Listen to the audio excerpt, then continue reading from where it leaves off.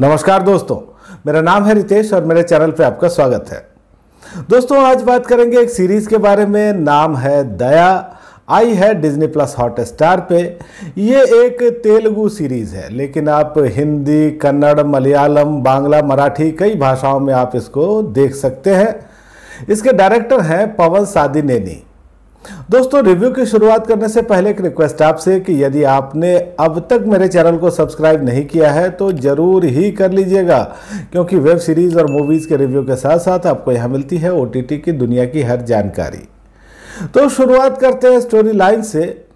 और कहानी ये दया की है। दया की भूमिका में है जेडी चक्रवर्ती और वो एक फ्रीजर वैन के ड्राइवर हैं और वो मछलियों को लेकर के एक जगह से दूसरी जगह तक पहुंचाते हैं। बहुत ही सरल आदमी हैं, ईमानदार हैं, मेहनती हैं। लेकिन जब वो एक दिन सप्लाई छोड़ने के लिए जाते हैं तो ये देख करके हैरान रह जाते हैं कि उनकी वैन में एक महिला की लाश पड़ी है। वो महिला गोली से मारी गई थी, उसके ऊपर जो है बुलेट वुंड दिखता है। और अब ये परेशान हो जाते हैं कि क्या करें क्या ना करें। और उसके बाद वो क्या करते हैं, उनके साथ आगे क्या होता है, ये महिला कौन थी, किसकी लाश थी, यही कहानी आप इस सीरीज में देखते हैं। दोस्तों, इस सीरीज की जो छोटी स्टोरी लाइन मैंने आपको सुनाई वो काफ़ी इंटरेस्टिंग लगती है और इतनी ही कहानी यहाँ इंटरेस्टिंग भी है। आगे कुछ ट्विस्ट और टर्न आते हैं, कुछ नई चीज़ें हमारे सामने होती हैं, लेकिन खराब राइटिंग और स्क्रीन प्ले के कारण ये कभी बहुत प्रभावशाली, बहुत आकर्षक नहीं लगती। और इस सीरीज में बहुत सारी चीज़ें ऐसी हैं जो एकदम एक्सट्रीम लेवल पे चल रही होती हैं। अब देखिए, यहाँ एक पुलिस अफसर आपको दिखते हैं, लेकिन ये पुलिस अफसर 3rd स्टेज कैंसर से गुजर रहे हैं। उनको लंग कैंसर है और फिर भी वो जांच कर रहे हैं। अब हैरानी की बात यह है कि वो क्या जांच करते हैं, पुलिस की जांच में क्या सामने आता है, ये हमको कभी पता ही नहीं चलता। वहीं हमको एक कातिल भी दिखता है। अब आपने बहुत सारी फिल्मों में या सीरीज में देखा होगा कि एक आदमी कोल्ड ब्लडेड मर्डर करता है, या कई बार आपने कुछ ऐसे किरदार देखे होंगे जो मर्डर करने को एंजॉय करता है। लेकिन यहाँ जो मर्डरर है वो उसका भी नेक्स्ट लेवल है। अब यहाँ एक आदमी आपको दिखता है जो कि मरने वाले के हाथ में ही गन पकड़ा देता है, खुद बैठा चाय पी रहा है और मरने वाला इतना खौफ में है कि खुद ही गोली मार लेता है अपने आप को। मतलब इतना भी नहीं सोचता कि सामने बैठा हुआ आदमी है, चाय पी रहा है, उसी को ठोक दे। अब यहाँ बहुत ऐसी चीज़ें आपको दिखेंगी। इसके अलावा दोस्तों, यहाँ देखिए कि दया जो है एक सिंपल आदमी है। वो झगड़ा लड़ाई नहीं करना चाहता। वो एक फैमिली मैन है, अपनी पत्नी की फिक्र करता है और उसकी पत्नी प्रेग्नेंट भी है तो वो पैसा भी कमाना चाहता है। लेकिन 5वें एपिसोड में अचानक ही दया एकदम ट्रांसफॉर्म हो जाता है और वो एक शक्तिशाली आदमी बन जाता है। वो 10-20 आदमी को यूं लोटा लटा के मारने लगता है। और फिर हमको पता चलता है कि दया का एक पास्ट भी रहा है, लेकिन वो पास्ट क्या था पता नहीं। उसकी वाइफ के बारे में पुलिस अधिकारी ये कहता है कि वो बहुत खतरनाक महिला है, लेकिन क्यों खतरनाक है, उसने ऐसा क्या कारनामा किया, कुछ भी पता नहीं चलता।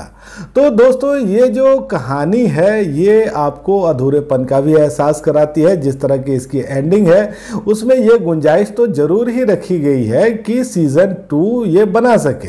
लेकिन भाई, जब सीजन 1 में ही आपने कोई खास इंप्रेशन नहीं छोड़ा, कोई अच्छी कहानी हमको नहीं दिखाई, तो हम क्यों दूसरे सीजन का इंतजार करते फिरे। हालांकि दोस्तों, यहाँ आपको जेडी चक्रवर्ती दिखते हैं और ये जो है ये आपको इम्प्रेस तो करते ही हैं।